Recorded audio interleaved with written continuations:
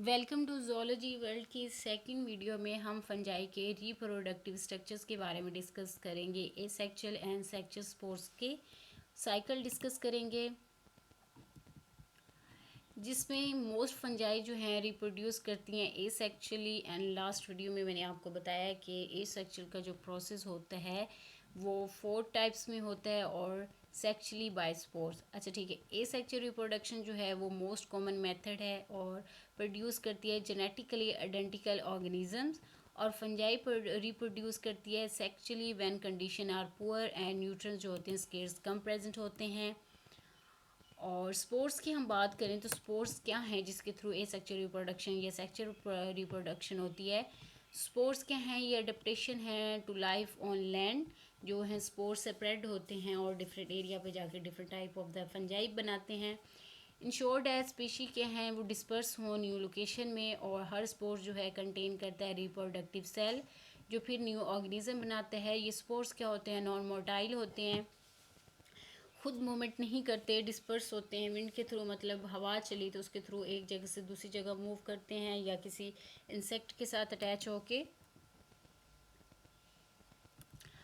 Hyphal growth form की बात करें तो हाइफल ग्रोथ फ्रॉम स्पोर्स अब क्या है जी, आपको बताया था ये छोटा टाइप है, ये देखिए स्पोर, फिर ये जर्मिनेट हुए स्पोर्स ये, और उसके बाद ये देखिए छोटा सा और स्ट्रक्चर बड़ा हो गया है। उसके बाद ये नेटवर्क ऑफ हाइफी बन गया है स्पोर्स का, तो इसको माइसीलियम कहते हैं।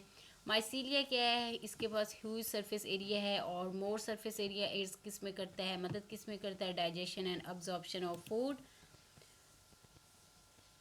और अगर हम इसके साइकिल की बात करें तो ये देखें, इसका जो एसेक्चुअल और सेक्चुअल साइकिल है इसमें क्या है कि जी स्पोर्स हैं, स्पोर्स की जर्मिनेशन हुई, जर्मिनेशन के बाद माइसीलियम बना और माइसीलियम के बाद स्पोर जो हैं producing structure, different structure produce किया। और ये देखें, और इसके बाद यहाँ पे बात करें तो प्लाज्मोगेमी का मतलब क्या होता है? फियन ऑफ साइटोप्लाज्म। ठीक है, ये जर्मिनेशन हुई, माइसीलियम बना, और उसके बाद ये देखें जब दो स्पोर्स आपस में फ्यूज्ड हुए तो क्या किया उन्होंने? उनके साइटोप्लाज्म फ्यूज़ हो गए। बट डाइकैरियोटिक जो स्टेज होगी उसमें ये इनका जो न्यूक्लियस है वो अभी तक फ्यूज़ नहीं हुआ। साइटोप्लाज्म फ्यूज़ हो गए, दोनों स्पोर्स का एक ही बन गया, बट जो न्यूक्लियस है वो अभी तक फ्यूज़ नहीं हुआ, सो अभी तक स्टिल ये हैप्लॉइड है।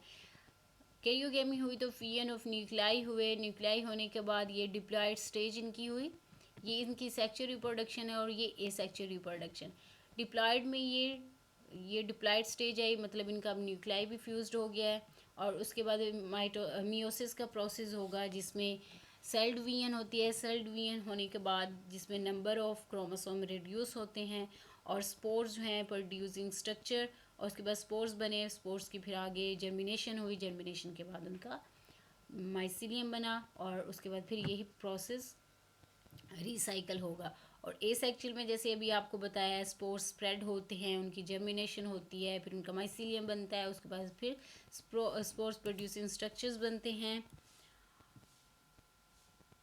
सेक्चुअल रिप्रोडक्शन की प्रैक्टिस आगे देखें तो ये क्या है कि ये कब होती है सेक्चुअल रिप्रोडक्शन? जब इन्वायरमेंटल कंडीशन पुअर होती हैं, like lack of nutrient and space moisture, no male और फीमेल फंजाई, और सम फंजाई जो होती है शो करती हैं डायमॉर्फिज्म और ग्रो करती हैं एज अ माइसीलिया और यीस्ट लाइक स्टेट। और इनके फिलामेंट्स क्या होते हैं? 80 डिग्री सेंटीग्रेड और राउंड एट 30 डिग्री सेंटीग्रेड।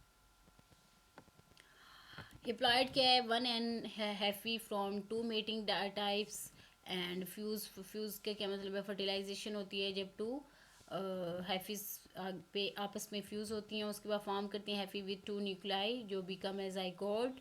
और जाइगोट बनने के बाद वो डिवाइड होके एक स्पोर बनाता है। ये देखें, टू लाइक फर्स्ट पॉजिटिव है और सेकंड नेगेटिव है, इंडिकेशन के लिए हमने नाम रख दिया।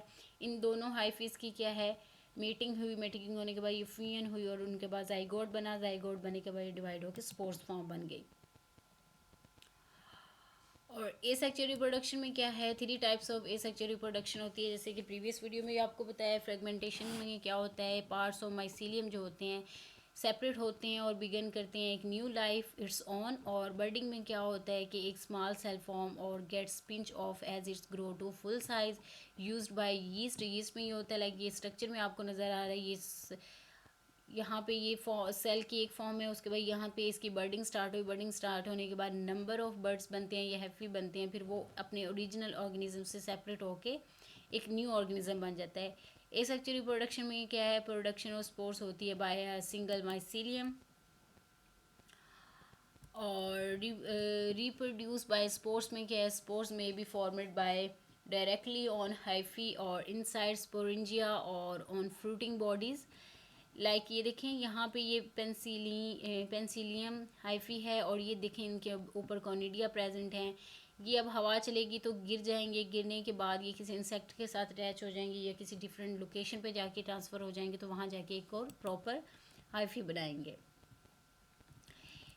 और उसके बाद फ्रूटिंग बॉडीज़ की बात करें तो मॉडिफाइड जो हैफी होती हैं वो मेक करती हैं सक्सेस रिप्रोडक्शन के थ्रू स्पोर्स के an upright stalk called the sporangiospores. ये अपराइट जो स्टॉक है इसके ऊपर स्पोर्स प्रेजेंट हैं, और इसको हम क्या कहते हैं, स्पोरिंजियम। और ये सपोर्ट करता है स्पोर्स को, केज और स्पोरिंजियम। ये देखें दिस पार्ट, ये जो स्टैक है लंबा सा डंडा है, इसको हमने क्या कहते हैं, स्पोरिंजियो स्पोर। और इसके बाद सपोर्ट करता है स्पोर्स को कि वो क्या करें, स्पोरेंजियम बनाएं, ये वाला पार्ट। और ये फिर बाद में ब्रस्ट करता है, ब्रस्ट करने के बाद यहाँ इस डायग्राम में देखें तो ये स्पोर्स क्या हो रहे हैं, स्प्रेड हो रहे हैं।